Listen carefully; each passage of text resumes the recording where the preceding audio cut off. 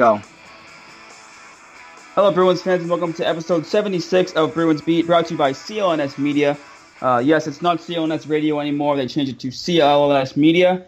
I'm Mike with Jason. No Joe this week. Joe is traveling for work, but we are happy to be joined by Lauren Campbell. Lauren is one of the writers for CLNS Media. She covers both the Bruins and Red Sox, and is one of the co-hosts for the Red Sox Beat. Lauren, thanks for joining us this week.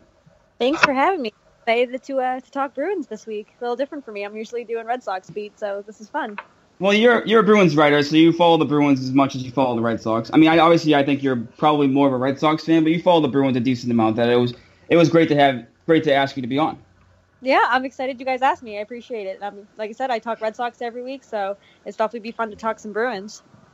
Absolutely. And speaking of the Boston Bruins, obviously the Bruins have been eliminated in the first round of the playoffs by the Ottawa Senators, which everyone already knows by now, as the conference finals are going on in the Stanley Cup playoffs. But Lauren, obviously everyone's gotten my opinion, Jason's and Joe's opinion. So I just want to ask you, what are your thoughts on the season? Did you think it was a failure or a success? I know the past two seasons they choked away the playoff spots. So all three of us pretty much said it was a success because they made the playoffs. Are you in the same boat as we are, or do you feel like it was a failure because, it's Boston, we're more about championships than just making the first round of the playoffs?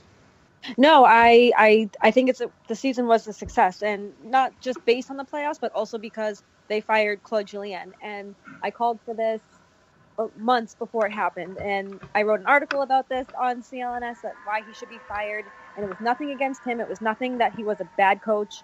He just lost control of that team. Players didn't respect him, and that's bound to happen after 10 seasons and being frustrated, missing the playoffs so many times in a row.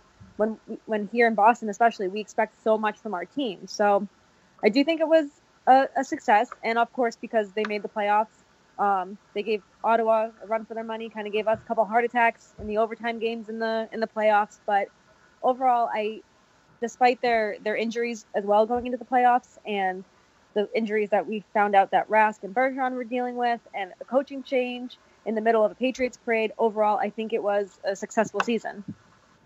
I thought the same thing, and I think you nailed the Claude Julien thing. That we talked about it on this show as well, is that no one had anything bad against Claude as a coach. Like you said, it was just time to move on, and I'm glad that they finally did move on. And up to that point, I thought the season was a failure, but I think since they brought in Bruce Cassidy, and now he's hired full-time, he kind of, rallied the troops together, and the Bruins started playing better. Obviously, I'm assuming you definitely agree with them keeping Bruce Cassidy for next season as well. Yeah, and I think Cassidy is going to do wonders. He finished off strong, and like I said, he did well in the playoffs. He switched up in lines. He really saw how players work together, and I really think he worked with a lot of these people in Providence as well. So I think the new voice was just perfect for this team, and I think it's going to carry over into next season for sure. Yeah, I think so too, and I think you just said it perfectly that Bruce Cassidy definitely deserved it. It was time for a change. And I also wanted to ask you quickly what your thoughts are on Tuukka Rask. Obviously, Tuukka Rask for some reason gets a lot of hate from Boston media, from Boston fans. That I know Joe's big thing. Obviously, he's not here to defend himself, but Joe's big thing is that Tim Thomas just went on such a miraculous run in that Stanley Cup playoffs that Bruins fans and some media people have false hope that Tuukka Rask can live up to that. When that was once in a lifetime thing. Do you think Tuukka Rask is an elite goalie and gets too much grief around here, or do you think the Bruins should try and move on from him in the offseason? No, I think he is an elite goalie. Do I think he's overpaid? Yes, but that's another conversation for another day. But I do think he is an elite goalie, and he missed part of the beginning of the season with injuries, and we had a whole goalie fiasco at the beginning of the season. But I've said this since Tim Thomas left, and I've kind of defended this, and I'll defend this for years to come until Rask is out of Boston. But if Tuukka Rask had one more year under Tim Thomas, if Tim Thomas just didn't up and leave Boston, I think Rask would be not on the same level as Thomas, because Thomas is just a freak. I think it would have been somewhere along those lines. I think he would have been better prepared to be a starter. But I think he's making the best of what he can. And when he came back, I had a feeling he wasn't 100%. I knew he had groin issues. And lo and behold, he had the groin surgery. So, and just watching him make some of the saves he did, and you need to think he didn't have a lot of defense. The defense is always a big problem, not scoring a lot of goals. So you can't put it all on him. I mean, you can't put it all on defense either. But he really kept the Bruins in some of these games. He really stood on his head, especially in the playoffs. He's the reason those games were in overtime. Those games were like 1-goal games. So he's really kind of like I don't want to say the glue that holds this team together, but he's pretty close to that glue, because without him, you don't make the playoffs without him. If I can build off that, absolutely not. Yeah, go ahead, Jason. Jump right in. If I can build off that, Lauren, do you think that towards the end of the season when Cassidy kind of called him out, do you think it was the right move on Cassidy to do so to get more out of him?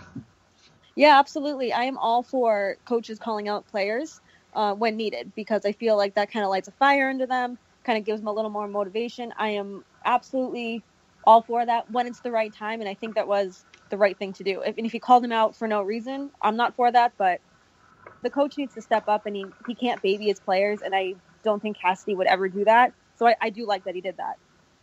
Yeah, absolutely. I like that he did that too, especially because Rask was not playing well up until, like, obviously he went on like a 5-game winning streak up until the playoffs, and played well in the playoffs as well. But he wasn't playing well before that, and Anton Khudobin was playing pretty damn well. But I mean, we saw what it was like in the beginning of the season, as you said, Lauren, when Rask got hurt and wasn't playing that well. They had Khudobin start and they had McIntyre. I mean, Subban played a game. It was just a train wreck at the goalie position, and they couldn't even get a win from a goalie until like pretty much 3/4 of the season through, besides Tuukka Rask. So, I mean, I think what you just said too is that Tuukka Rask helped this team make the playoffs. Obviously, he's overpaid. Everyone knows that.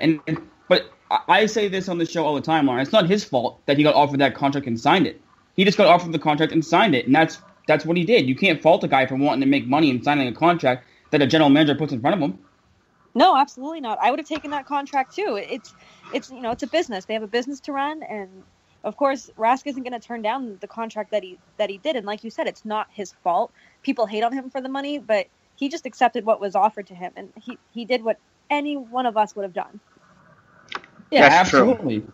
I mean, anyone would have taken that deal in a heartbeat, and he bet on himself. And the one thing that people seem to forget too is Rask signed a 1-year contract, and the 1-year contract he signed after his like entry-level deal was up was the year that they went to the Cup and lost to Chicago. So everyone was thinking, oh, wow, Rask bet on himself for a 1-year deal. They just went to the Stanley Cup Finals. Rask proved that, I mean, they held Pittsburgh to 2 goals in the Eastern Conference Finals. People always seem to forget that.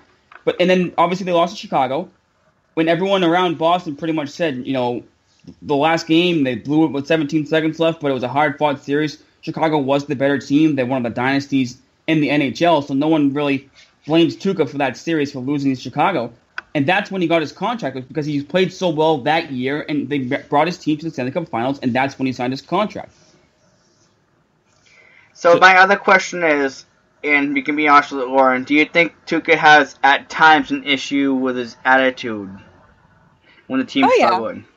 Yeah, I think he does, but I think that's, the attitude comes from frustration, because so much is on his shoulders, and he knows at the end of a game, if they lose, he's going to take the heat, whether it's a regulation loss, overtime, shootout loss. He's going to take a lot of that heat. So a lot of that is, his defense can't hold it together for him. So yeah, the frustration boils over, and of course, I mean, like you said, Khudobin was playing not very well for a while, so they wouldn't play him. So they played Rask. They probably overplayed Rask, and it gets tiring. It's exhausting. It's so much for one person to handle that I don't think his attitude is a problem, but I think it's going to show when he gets frustrated. Absolutely. I think that's a great point, too. Another player I want to ask you about quickly, because I think these two players probably get 2 of the most grief in this city, is David Krejci. Obviously, David Krejci missed Game 1 and 2, came back for Game 3, and then got hurt in Game 4 with a knee injury. Obviously, I think he's in the same boat as Tuukka Rask, where he signed his contract after performing pretty well, and he makes a ton of money, so people always look at David Krejci as one of the scapegoats of the team, especially when the team is struggling offensively. Joe likes to call him my binky, because I always defend David Krejci personally, because I've always loved David Krejci, and I love what he stands for, and I think without him, the Bruins don't win the Stanley Cup in the first place, one, and don't make it to the second one, because people always seem to forget that he led the whole NHL playoffs in scoring both of those years, and I know he's not perfect, but I want to get your thoughts on David Krejci. Do you think it's time for the Bruins to move on, or do you like to see Krejci stay here? Oh, I'm right with you. I love Krejci. I have loved Krejci since he's been here. He's just, I mean, you can call him my binky too, and I love the guy, and I think what people kind of forget is he's very critical to this team's success, and I know he's the hip injury, and he's been injured. I wouldn't say he's injury prone, but I know the last few years, kind of been an issue. But you need to look past that. He's only 31. He has a no movement clause, and he's locked in for 4 more seasons. So people kind of need to get over that. He's not going anywhere. He led the league in assists, I think it was last season or the season before, for a long time. He just had this incredible hot streak. He's very talented. He's an amazing player. And I think people, the second he starts to kind of fall off or crumble, for lack of a better term, people will hate on him because he's an easy target. But the second he starts doing well, people are going to love him again. But at the end of the day, like I said right before, he remains critical to the success of this team. I think so, too. And people also seem to forget and not mention that he scored 23 goals this year and was also the quarterback of the power play for quite some time when they put Krejci with the Bergeron power play unit, and that's when the power play got hot. And it's just frustrating for me to see people say to trade Krejci, because the team lacks offense, and I think Krejci is really offensively gifted. And the one complaint I've had about Bruins management and fans that say, oh, Krejci sucks, trade Krejci, he hasn't had line mates in the past 2 seasons. The last line mates he had was when he was playing with the Ginla and Lucic, and that was when they were a dominant line. The past 2 seasons, they've been tinkering with his line mates. Obviously, they tried Backus this year. It didn't work. They tried Bolesky last year. It didn't work. And I thought the best stretch that he had this season personally was when he was with Pashnik and Solaric, and then they split that up, and that was when he had his most success because he actually had line mates that can give him the puck and can do something with it offensively. Besides that, he's been playing with nothing, and I think they need to find someone in the offseason to play with Krejci, and that way Krejci can shine more this season. Hey, Mike, what's my opinion consistently been on Krejci? Because I don't even remember my opinion anymore. You don't remember? I don't know. I think you were in the boat of trading him personally. I will say I am. I don't know if I still am. I've been back and forth on it in my own head, but you two both bring up points that would argue really well against my points for trading him. You're both exactly correct. Krejci plays fantastic with line mates, and he plays amazing when he's healthy, and he does have 4 years in that contract. I think Krejci's probably getting irritated himself with the injury, so he's going to probably be focused on trying to get healthier, and especially under the new coach Cassidy, this team's going to come out on fire. I do agree that Krejci's critical to Boston's success, and I do think he should be, at some point in the long term, not this year or next year, but at some point they're going to have to trade him to get value, but I don't think now is the right time. But with that, I don't think, because he doesn't have those line mates, he doesn't have the trust that he had in Ginla and Lucic. So when you keep switching up his line mates, he's not going to trust who he's with because he's not comfortable. And if he's not comfortable, that's going to cause his success to dwindle. And I think with, obviously with the no movement clause, he has to approve it. But I don't see him going anywhere. I think he's going to say no. I want to stay in Boston because this team is built for success. This team will get to another Stanley Cup final in the next 2 or 3 years.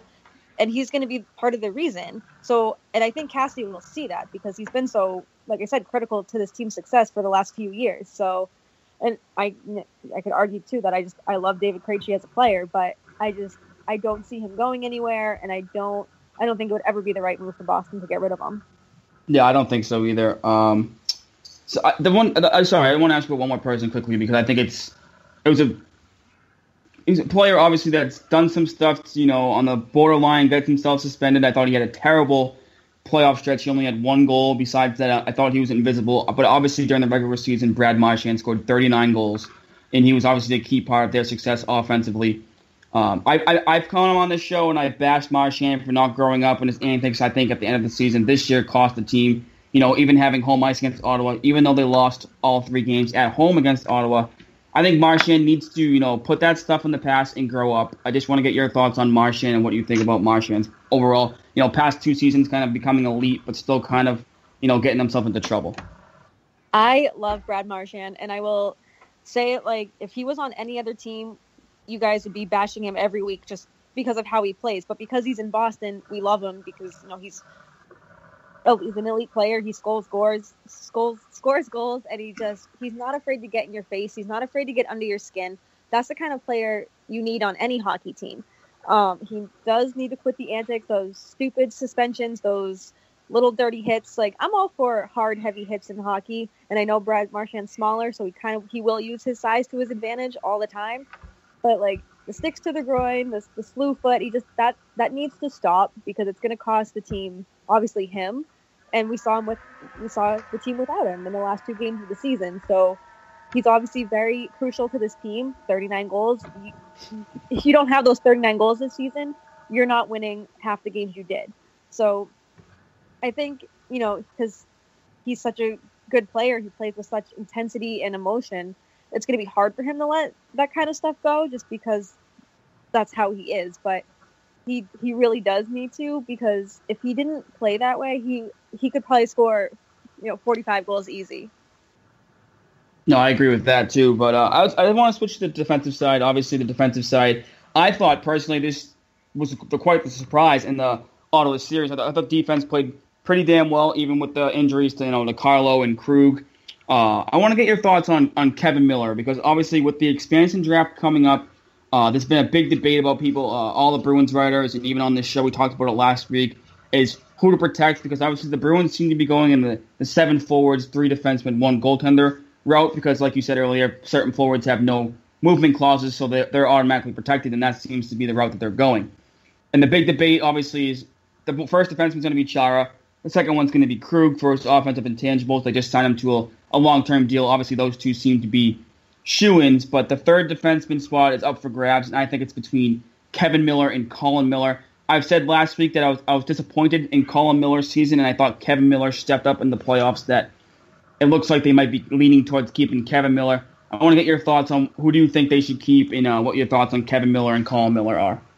Yeah, it's kind of like the battle of the Millers here, and especially with this expansion draft coming up, it's really hard.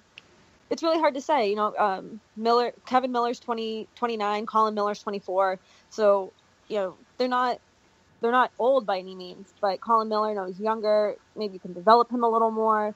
But I think Colin Miller kind of has like a higher offensive ceiling, sort of say. So I think it makes sense to keep him, even though Kevin Miller is more of like an enforcer, kind of heavy hitter. But I'm really, really torn on this one. Usually I can like make a decision on who to keep, who to go.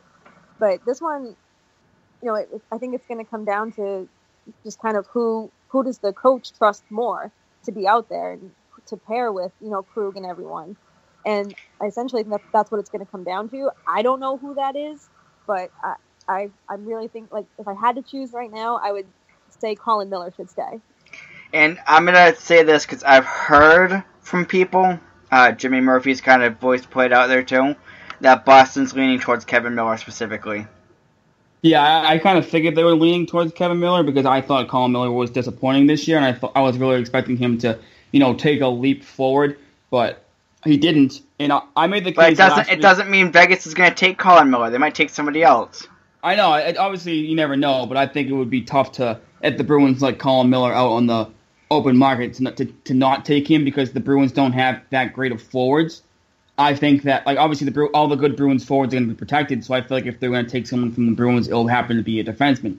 And as Lauren said earlier, I think Colin Miller has a lot more upside, and I was saying that the Bruins should be building their defense for upside and going forward with younger players. Obviously, we're seeing what some of the younger players can do in Providence and when they've gotten the call up to Boston. So that's why I made the argument for Colin Miller as well, but I do fear that they are leaning towards Kevin Miller because of what Kevin Miller brought in the playoffs. And I can't say I'd be totally 100% bash the Bruins for doing that, because like Lauren said, it's a toss-up, and I think it can go either way, and it depends on, who Sweeney and Bruce Cassidy and Cam Neely want going forward. You got to keep in mind the defensemen that are coming up in the pipeline for the Bruins. It's a bright future either way. No, it's definitely a bright future, but we've seen what the front office has done with young talent and bright futures. We've seen, which is my big concern with, McAvoy, JFK, and everybody going forward. I think it is a very bright future, which is very promising. I don't think they're going to show instant results, which is, it's disappointing, but we can't expect instant results, even though McAvoy showed amazing skills and just good all-around hockey play in the playoffs. But I mean, if Vegas wants Jimmy Hayes, they can absolutely just take him. I know it's like so far-fetched, but they can absolutely just have him. We'll buy his plane ticket. We'll fly him out there right now. Like, just get him off this team. He's going to be off this team. There's no way the Bruins keep Jimmy Hayes. The Bruins will year. buy out Jimmy Hayes like they bought out Seidenberg. I don't even know if they'll just buy him out. They might even just let him do what he did. Like, no one even knew he existed during the playoffs. It was pretty much like he was gone off the team. So I wouldn't even be surprised if the Bruins, send him down to Providence, to be honest, and just eat the money, or even just maybe buy him out. But I feel like if they buy him out, they have to pay his contract like this year and next year. It's like a weird rule like that. So, but I don't think Jimmy Hayes is going to be part of this team going forward. He can't be. There's no way. I could see Jimmy Hayes being sent down clearing waivers. I could. But no, someone that. Sorry, Lauren. Go ahead. There's someone out there who will want him. It'll be a very low asking price, but there will be a team that will want him. I don't think it's going to be a matter of him clearing waivers or whatever. I just think there's got to be a team desperate enough and who's willing to take that chance on him. That's the big thing, is they need to take that chance on Jimmy Hayes, because obviously we're all fed up with him here in Boston. Like you said, he was non-existent in the playoffs, and his brother's doing wonderful things all over. So it's very frustrating to see him or not see him. But I do think he won't be on the team. I'm 100% with you right there. But I think he'll be traded. I think, like I said, very low asking price, but I think he'll be gone. Speaking of players who won't be on the team next year, last week we talked about this more in depth. Obviously, Bruce Cassidy did that fantastic interview on Toucher and Rage 985, the Sports Hub, where he talked about the season and stuff along the lines like that. And one player who obviously was not a big of a factor in the Ottawa series as well was Ryan Spooner. And Ryan Spooner obviously did not have a good year this year. Matt Bolesky was playing over him in the playoffs. Sean Corrali was playing over him in the playoffs. And, guys that weren't looked at to be ahead of Ryan Spooner on the depth chart were getting in there before Spooner. You even heard Bruce Cassidy say he was healthy enough to play, but didn't feel like Spooner was going to contribute enough to even be put back in the lineup. I think Spooner's done in Boston. I can't see him returning next year. He's a restricted free agent anyways, but I just feel like it's time for the Bruins to move on. Like you said earlier, Lauren, they signed JFK to an entry-level deal. So with the future being bright, I feel like the time is now to just move on from Ryan Spooner. And I think a change of scenery for Ryan Spooner will be best. Yeah, absolutely. And another one who's disappointing this season. And if they do sign him, I think it's kind of like an arbitration thing, which arbitration is just absolutely stupid. We go over this on Red Sox Beat when it happens. I think they would pay him way too much through arbitration, something he does not deserve. And he is talented. He's very talented. There's no denying that. But, the future's bright for us, and we can't hold on to talent that isn't performing here and that isn't developing here. If we have talent that's willing to step up and just be part of this Bruins organization. And, nothing against Spooner. It sucks that he's so disappointing, but he's better off elsewhere. Better off elsewhere is an understatement. He was one of the players that this year that disappointed me the most was Spooner, because obviously I was looking for Spooner and Pastrnak to make that jump forward, especially after, they had their rookie season under their belt and they had another year. Obviously sometimes players go through a sophomore slump. It's like, okay, year 3, both these players should hopefully be, well advanced, not well advanced, but obviously better off, flashing some signs that they're building blocks going forward. Obviously, we got that from Pastrnak and Ryan Spooner. It just did not happen, which, unfortunately, like not every prospect can work out. But Spooner showed some promise before, and it's just unfortunate that he couldn't find it here in Boston. And then, obviously, he called out Claude Julien, and then, he had that back and forth about how he said Julien didn't like him. And then Bruce Cassidy's given him an opportunity to do better, and he's not doing it. So, I just don't think Spooner's going to be back next year, and I can't see it happening. But, sorry, Lauren, I want to bring up one last point about defensemen before we move on and talk about Ottawa and some of the Stanley Cup playoffs more in depth. But Zdeno Chara, obviously trying to take a page out of Tom Brady's book, I guess you can say, and play well past his 40s, and says this is the last year of his deal with the Bruins, obviously, in that he wants to be, play longer than this year. If you're Don Sweeney, do you think would you re-sign Chara to a contract extension, or would you let him play out this year and kind of move on? I know we just answered this in our Bruins piece for CLNS Media, and I haven't had a chance to read it yet, but obviously I was in the camp of, let Chara play out this year. He's done great things in Boston for you. You appreciate everything he's done, but he's going to be 41. I think it's time to move in a different direction with some of the younger defensemen they have. Do you think the Bruins should keep Chara going forward after next year, or do you think next year should be his last year in Boston? No, I think this year I don't think it should necessarily be his last year, but I think he's going to be playing for a contract in Boston the entire 2017-2018 season. I think it's going to be huge for him. He's, like you said, he's going to be 41. We've seen him progressively slow down, and his play is different. Still an amazing defenseman, but he's not who he once was because of his age, and it slows you down. And hockey takes an enormous toll on your body. I mean, Mike, you play, so you know exactly how it is. And no, you're not as old as Chara, but it's night after night. These guys are taking hits. They're practice skating and the traveling they do. It's a huge toll on your body, and especially as you get older. And I'm sure. And he's playing like 20+ minutes a night. He's playing a lot of minutes, and he's in fantastic shape. There's no denying that. But it's time. He's a team captain. He's a leader. There's no doubt about that. But he needs to really step up this season if he wants to continue to play in Boston. That's great. I'd love to have him, but he needs to prove it at this point because of his age. So you're a Red Sox girl. So would you think that maybe it would be wise for the Bruins to kind of do like the David Ortiz approach with him? How when the Red Sox were like sending David Ortiz year to year, you think you would go year to year with Chara? They should, and it should essentially be based on his play. Because I mean, comparing the two is like apples to oranges. Two different players, two different sports. But the approach, absolutely, I would be all for that because I love Chara being here. He's a huge presence on the ice. Obviously, his size and the way he plays, it's huge. But at the same time, we need to figure out moving forward. We want to win a cup. We want to get further into the playoffs. So, is he going to be best for this team after next season?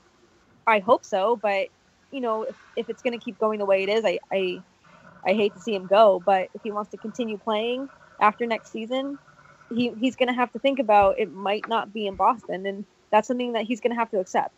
Right, and I think if they find that one stud defenseman, though, that can play top minutes that Chara's playing, obviously you got like Erik Karlsson was doing it in the Ottawa series, and he's obviously Erik Karlsson's younger and flashier, but I feel like if the Bruins can find, a player that can log the minutes that Chara logged and not be such a liability on the defensive end, that keeping Chara in a bottom pair role wouldn't be a bad thing. As we saw this year, he wasn't playing the power play as much. He's mostly just playing penalty kill.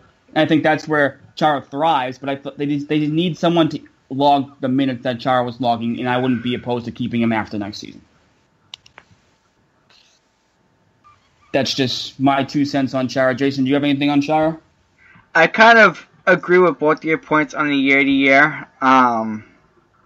See, I don't know, because I think that, at 41, it's that age where you got to kind of let the player go and move forward, because you never know. He's going to regress at some point. You don't want it to happen mid-season where it completely falls apart, kind of like the Peyton Manning mindset. Again, two different sports, apples to oranges. So, I don't know. So, you don't know? You don't know if you would keep Chara after next year? I don't know. Are you kind of just in the wait-and-see mode after next year? Yes. Okay, fair enough. Fair enough. But I do want to touch on the Stanley Cup playoffs. Even though the Bruins have been eliminated, I think their playoffs have been absolutely fantastic this season. Obviously, you have some surprises like Nashville and both Ottawa in the conference finals. Obviously, both series are tied up at 1. Lauren, obviously, on the western side, I've been pulling for Nashville just for the sole fact that I'm rooting for PK Subban to go as far as possible and shove it up everyone's keister in Montreal for trading him. And I love the way PK Subban plays, even though he played for Montreal and he was a pain in the ass to deal with when he was on Montreal. I respected him because he was so good. And that's why I'm rooting for Nashville, and I love to see, Montreal lose the trade. So I'm pulling for Nashville out west. Are you with me in Nashville, or are you a Ducks girl?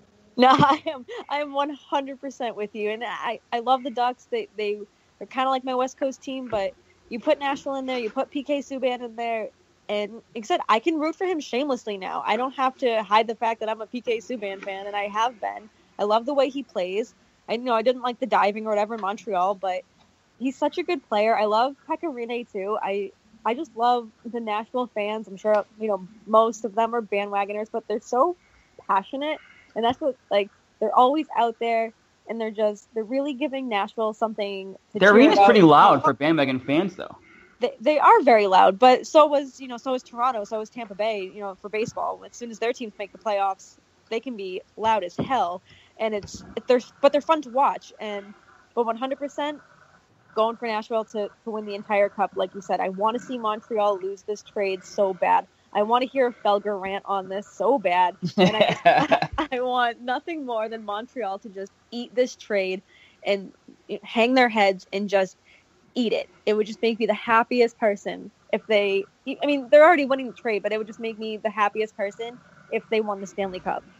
They just look like such idiots for trading him. And if he makes the Stanley Cup before, Montreal does, because obviously Montreal hasn't made the Cup in quite some time, and if PK Subban, the first year after they trade him, makes it to the Stanley Cup Finals, it's going to be eating Montreal fans alive, and it's going to be glorious to just bask in all Montreal fans just freaking out and being up in arms. And I was reading an article about this too, and about how people were already saying, like you said earlier, that they already lost the trade. Is that Shea Weber's contract is out of control?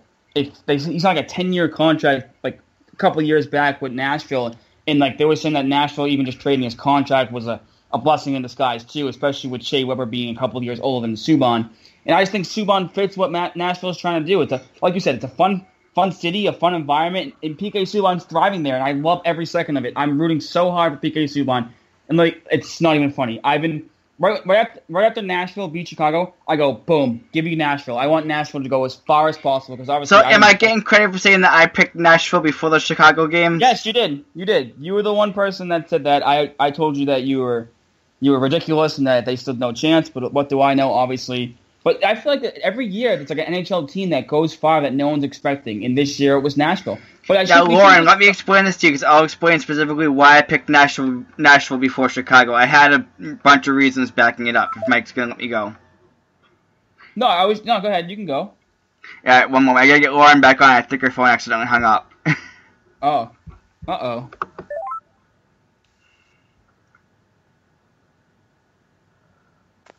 You lose connection there, Lauren? Yeah, I'm back. I figured that. That's right. Technology, Right. But I had picked Nashville because I've looked at Nashville the last couple of years in the playoffs. They've had KYRIE. They've looked good. They've gained experience. And now they've started building this team. And adding Subban, believe me, I'm shamelessly, I'm rooting for Subban too. The same way you guys are, but Subban's not the main reason I picked Nashville to go forward. It was because of the goaltender in KYRIE and how he's getting up there in age. But he's been one of the best goaltenders consistently in the league for the last 3 years. They got Philippe Forsberg in a pretty decent offense. They're building that defense. And for me, I think Nashville has what it takes all together to make it to the Cup. Yeah, they obviously were. I didn't expect them to beat Chicago personally because I just thought Chicago was a wagon, and everyone thinks Chicago was a wagon. But I was so shocked they even swept them. But obviously, it goes to show you that anything can happen when you get into the playoffs. But also, I shouldn't say like I was surprised, but we probably shouldn't be because when Nashville made that trade in the offseason for Subban, everyone was saying that Nashville has a chance to do some damage. But I just think the way they did it, that when they swept Chicago, kind of caught people by surprise. It's like, whoa, Nashville's a force to be reckoned with now. Well, there's a couple ways of looking at it. I looked at it. Nashville struggled throughout the season. Why? Rinne was injured. Can't argue that statement. Rinne comes back, the team goes on a run, you get into the playoffs, and the rest is history. Yeah, I agree. But let's switch to the Eastern Conference. I think there's some compelling stuff in the Eastern Conference. Obviously, Ottawa's making the Bruins look pretty damn good, to be honest. They've made it to the conference finals. They're knotted up 1-1 with Pittsburgh. And I think that the Bruins losing to Ottawa now isn't as bad if Ottawa lost to the Rangers kind of like handily. But no, Ottawa beat the Rangers in 6 games, just like they beat the Bruins in 6 games. And obviously, the Rangers are going to have question marks going forward because Lundqvist, going in their defense. But I think Ottawa's making the Bruins look good, and especially even competing with Pittsburgh 1-1. Both games were 1 games, and I think the Bruins lost immediately. We lost to Ottawa. Ottawa's really not that good. They just play that stupid trap. But I think I think it's becoming clear now that Ottawa is better than people give them credit for. No, I think so too, and I absolutely hate the way Ottawa plays. I hate watching their style of play. It bugs me. I'll scream at the TV about it, but the Devils of the 90s. It's awful. It's just it's awful. But I think, they are making the Bruins look good because, I didn't think the Bruins stood a chance against the Senators. I thought they would be swept, and they pleasantly surprised me. And, the Penguins are obviously a very good team. They're going for back-to-back cups, and there's no denying that they have goaltending. They have a core group of offense, defense. They're very good. They're a very well-built team, well-coached team, and Ottawa is giving them a run for their money. I know it's only 2 games in, the series tied, but those games have been close. Those games have been tight, and they've been. I mean, last night's game was a little boring to watch, but it's interesting to see how this is all playing out because I predicted, Nashville and Rangers going into the Stanley Cup. Obviously, that's not going to happen, but I think, the Senators, yes, they are a good team. Bobby Ryan, there's no denying that, but I think the Penguins are going to squeak out of this. It's either going to be 6 or 7 games. It's going to be a long series. It's going to be a hard-fought series, and it's going to be a series like the Bruins, where it's 1-goal games, overtime games. It's going to be a very similar series to that. Yeah, it's starting to look that way, especially after the first 2 games, both 1-goal games, as we talked about before. But the one thing I do want to get your opinion on quickly is obviously one team that's not in the conference finals that everyone expected to be in the conference finals is the Washington Capitals. And what more can we say about the Washington Capitals just choking year after year after year? And I want to get your thoughts on what you think Washington should do with Ovechkin. Obviously, there's been big speculation about whether Ovechkin will be back next year, what to do with the Capitals going forward. I think it's time for them to blow it up, personally. I mean, you have this... I've heard speculation about Ovechkin to the Golden Knights, just for the record. Yeah, I mean, there's going to be speculation about Ovechkin going anywhere, but I think it's time for Washington to blow it up. Lauren, what do you think about the Capitals? No, I mean, it's disappointing because every year they're so damn good and they're so damn consistent. And then you get to the playoffs, and it's like they're like, oh, I don't know how to hockey anymore. And it's like you have one of the best players on your team in Alex Ovechkin. And it's frustrating because I love Ovechkin. I love the way he plays. I love his intensity and his emotion into the game. And to not see him go further in the playoffs, it's frustrating. It's kind of like watching Lundqvist not get a cup. It's kind of on the same scale as that. And I think the Capitals do need to shake it up because obviously something isn't working. And obviously it revolves around Ovechkin and shaking it up. I don't think he wants to go anywhere personally. I think he wants to stay in Washington. I think he likes Washington, but I think he deserves more because of the player he is. Right. Yeah, and I think the Lundqvist one was a good comparison. But like you look at Lundqvist, right, and he's been to a Stanley Cup Finals. He's been to a conference finals. Washington can't get out of the second round. It's like you said. They win the first round and they get the second round, and it's like, how do I play hockey again? I don't know how to play. Yep, it's frustrating. It's beyond frustrating, like I said, because I love Ovechkin, and I think he deserves, to at least get to the conference finals, let alone hoist that Stanley Cup the same way I think Lundqvist deserves to hoist that cup. And I know that, like you said, they've been to the Cup final and all that, and I don't know why the Capitals can't figure it out after that first round. I don't know what it is. I don't know what happens to them. You can use the excuse they're tired, they're gassed, but there's still 4 other teams out there competing. So there's just no excuse. No, there's no excuse at all. And especially, everyone's going to be like, oh, well, they have to play the Penguins because of the new playoff format. Well, yes, the past 2 years they've had to play the Penguins, but the previous years before that, they've had to play other teams too. Like they've lost to Montreal when they were the 1 seed and Montreal was an 8 seed. So it's not like they're just losing to Pittsburgh. They're losing to other teams too. Well, let me point out that, Washington's not going to have much of a choice but to blow it up. Half of their team is free agents at the moment. So yeah, that's true. And I was all for the Bruins going after Shattenkirk, but after watching Shattenkirk in the playoffs, I think I'm all set. I'm all set on that one too. Yeah, that's a hard pass on for me. So nope. Especially because what's he's going to command on for money wise, you don't want to lock him up for 6 years, $6 million or whatever. Especially with I know Lauren said how McAvoy played in the playoffs, and I know he's young. He's going to have some hiccups, obviously going into next year in a sophomore slump. But McAvoy played. Even where Carlo played in his rookie season, and they're obviously going to have to keep one of Kevin Miller or Adam McQuaid, whichever one doesn't get picked in the expansion draft. So, I mean, I'm all set with Shattenkirk. I think the Bruins need a left defenseman more than they need a right defenseman, and I don't think Shattenkirk's the answer. I mean, it was speculated because he went to BU. He's a New England guy, but I'm all set. I'm all done with Shattenkirk. No. If the Bruins sign Shattenkirk, I'll actually be pretty upset. Unless if it's a cap-friendly contract, then I won't say much.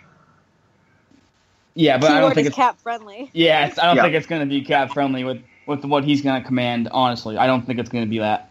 I don't even think he's worth what he's going to command. I hope the NHL is smart enough to see that.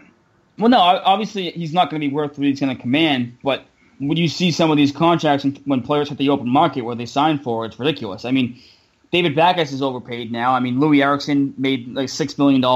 I mean, no matter what way you look at it, when a player hits free agency, they always get overpaid, and that's just how it works in that league. It's how it works in every sport, pretty much. So obviously, because you're going to look at it, Jason, right, and you're going to have like a couple teams you want his services. So say, for example, he wants to go to the Rangers or Toronto. I mean, they're going to be in a bidding war for him, and obviously one team's going to offer him stupid money compared to the other team, so they can get him.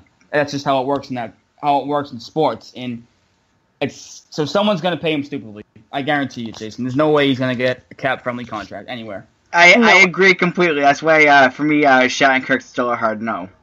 Yeah, definitely. I would a hard pass for the Bruins. Thanks, but no thanks. And like I said, I think they're good on the right side. I think they need more of a left shot defenseman because obviously with Chara being 40, 41, Krug obviously is a left shot defenseman as well. But besides that, their best next option last year was John Michael Liles and Joe Morrow. And I know they have Zaboral and Lazone in the system, but I wouldn't bank on them for next year. I think the Bruins should try and look for a left shot defenseman more than a right shot defenseman. I know. I can't wait to get into when it comes to free agency and seeing who's actually out there for left shot defensemen in that specific market. Yeah, I mean, it will definitely be interesting to see. I don't think the defensive market's going to be, great going into the offseason, but obviously with the draft and the expansion draft, there'll be trades going on, so it'll be interesting to see with the offseason coming up. I mean, the offseason is right around the corner, which is great because obviously we'll get more Bruins-related topics compared to just the Stanley Cup playoffs and stuff like that. But a Bruins-related topic that came out today that I thought was absolutely fantastic. Jason, I know you were busy, so you didn't have a chance to read it, but it came out today. Lauren and I both read it. And it was a Players Tribune article that Mark Savard wrote. And if you haven't read it, check it out. It was fantastic. It was one of the best articles I've ever read in my entire life. And I don't think people seem to realize what Mark Savard went through and why he can't play hockey anymore and how scary head injuries can be in contact sports. If you read that, you will see what that guy had to go through, not once, but twice.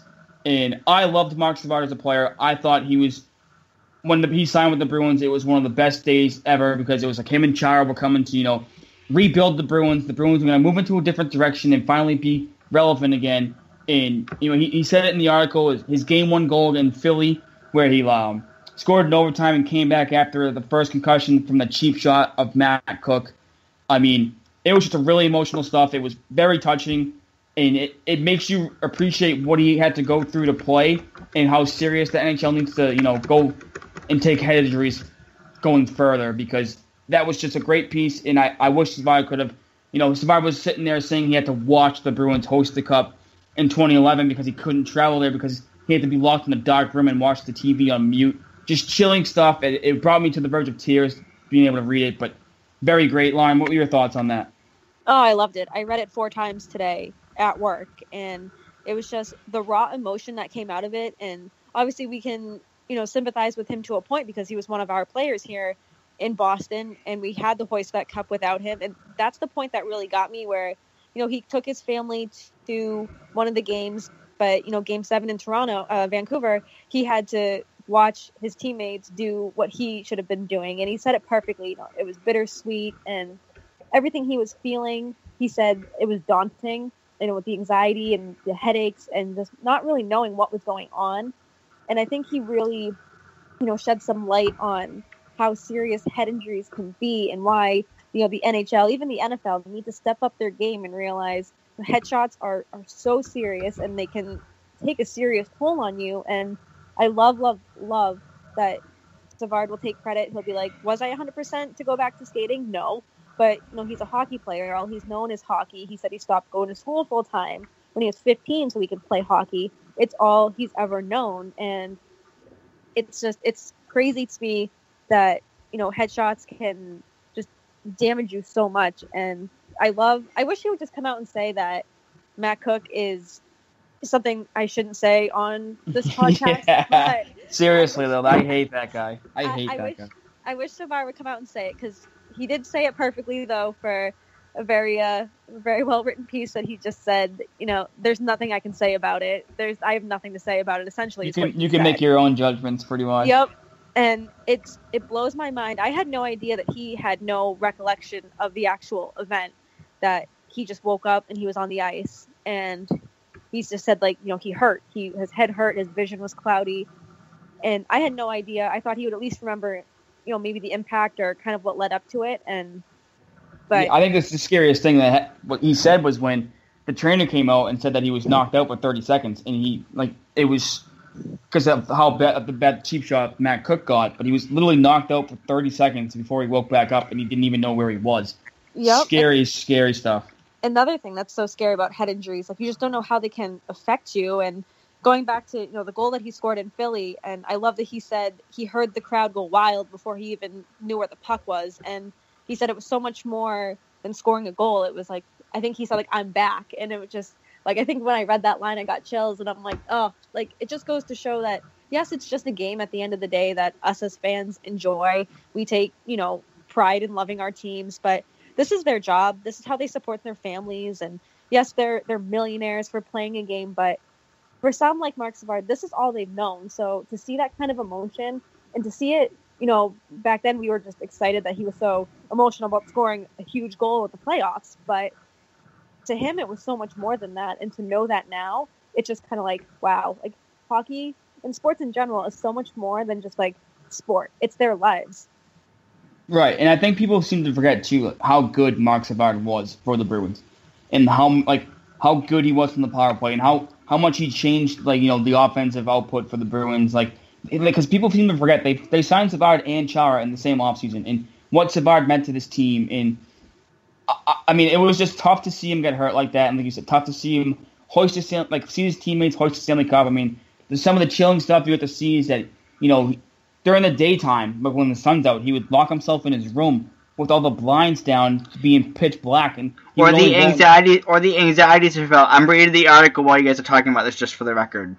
Yeah, and he's talking about how he had symptoms of being suicidal, and how he was on suicide watch. Just very, very chilling stuff. And if you have an opportunity to read it, I would definitely check it out. It was great. As Lauren said, she read it 4 times. I've read it twice. I mean, just one of the best articles you can do. I think the Players Tribune does a great job of posting articles from a personal player's side, because I think people needed to see just how bad Marc Savard had it, and that way people can kind of, realize how dirty of a hit it was by Matt Cook that it took out Marc Savard for pretty much his entire career.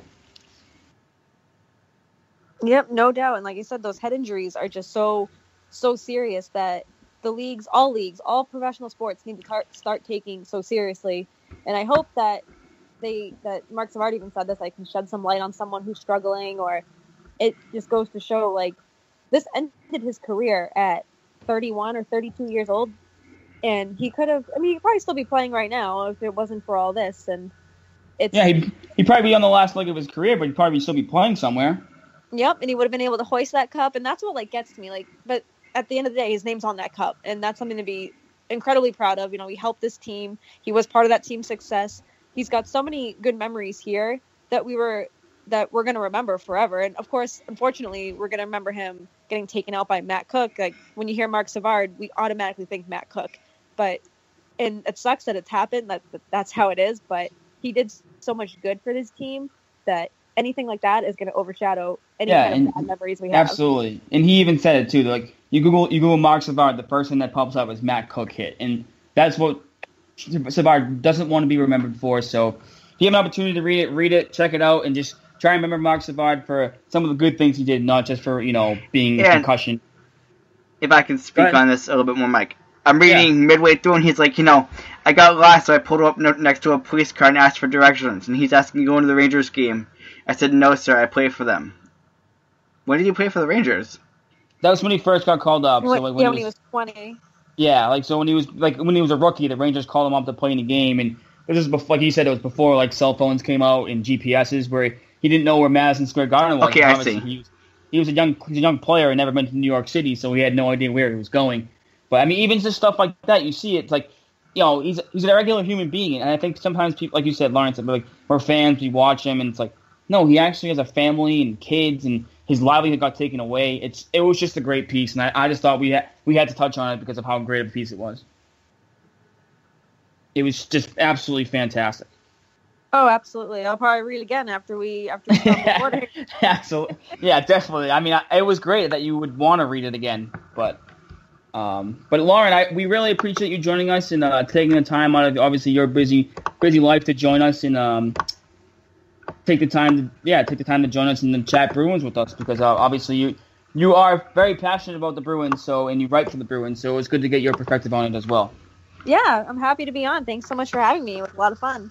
Absolutely. Yeah, Lauren, I do want to get you on again at some point when hockey season really starts and gets going. It was great to have you on. I'm glad that I had thought about it when we knew we weren't getting Joe on to have you jump on. It was a good idea on my part to get you jump on. Yeah, pat yourself on the back for that one. That was a good choice.